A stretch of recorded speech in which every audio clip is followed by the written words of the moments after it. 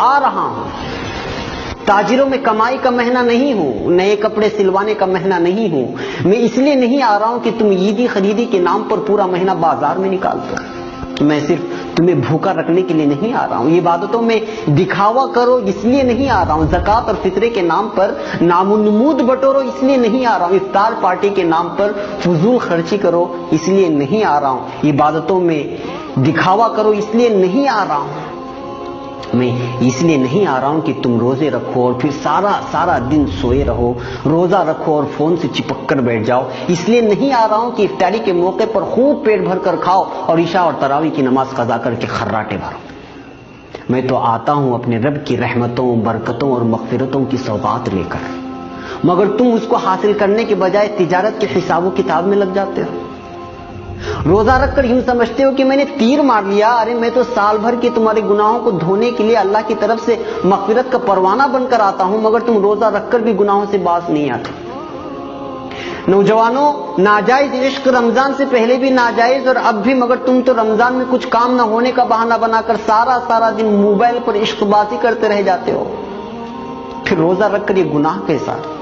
غلط ویڈیوز اور موسیقی سننا ہر وقت حرام, مگر یہاں تو روزے کی حالت میں یا تو سو کر یا پھر موبائل میں گزارا ہوتا ہے. میں اس لیے تو نہیں آیا.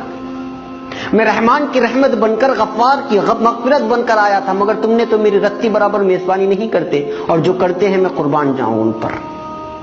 میرا یہ ایک دن نہیں گزرتا ہے اور وہ افسوس کرتے رہ جاتے ہیں کہ ایک دن گزر گیا, اور پھر رات دن قرآن کی تلاوت سے, تسبیح اور نمازوں سے, دعاؤں اور التجاؤں سے اپنے رب کو منانے کی کوشش کرتے ہیں. ہر پل وہ اپنے خالق سے اپنے گناہوں کی شکایت کرتے ہیں اور رحمتیں لوٹتے ہیں, برکتیں حاصل کرتے ہیں, مغفرت کے پروانے اپنے نام کر لیتے ہیں. میں آتا بھی اسی لیے ہوں, تم بھول مت جانا. میں جب تمہارے آنگن میں قدم رکھوں گا تو میرا ہر لمحہ ہزاروں لمحوں سے بہتر ہے, کیونکہ میں ایسا مہینہ جس میں ہر لمحہ اللہ کی رحمت برستی ہے. میں کبھی تم کو روزہ بن کر آواز دیتا ہوں, کبھی افطاری کی دعا بن کر, کبھی سحری سے تھوڑی دیر قبل اٹھ کے اپنے رب سے التجا کر کے اسے منانے کی درخواست کرتا ہوں, کبھی رحمت کے 10 دن دیتا ہوں تو کبھی مغفرت کے, اور کبھی جنت و جہنم کی خلاصی کے دعا کے لیے 10 دن تمہارے حوالے کرتا ہوں, مگر تم مانتے نہیں. ارے ہوش میں آؤ بھائی, میں آ رہا ہوں. کہاں کھو گئے ہو؟ 11 ماہ گناہوں کے دلدل میں ڈوبے رہنے کے بعد اپنے گناہوں کو بخشوانے کے لیے میرے رب نے تم تک بھیجا, تو تم روزے کے نام پر خالی پیٹ رہ کر وہی جھوٹ کے انبار, غیبت کے بازار, بات پر تکرار, عید خرید کے نام پر بیوی سے انبن, پڑوسی سے تعلقی. ارے ہوش میں آؤ, اگر میں چلا گیا تو موقع ہاتھ سے چلا جائے گا, اور لوٹنے کے لیے 11 مہینے لگ جائیں گے, اور زندگی کا کوئی بھروسہ بھی نہیں کہ اگلے رمضان تک تمہاری سانس چلے کہ نہ چلے.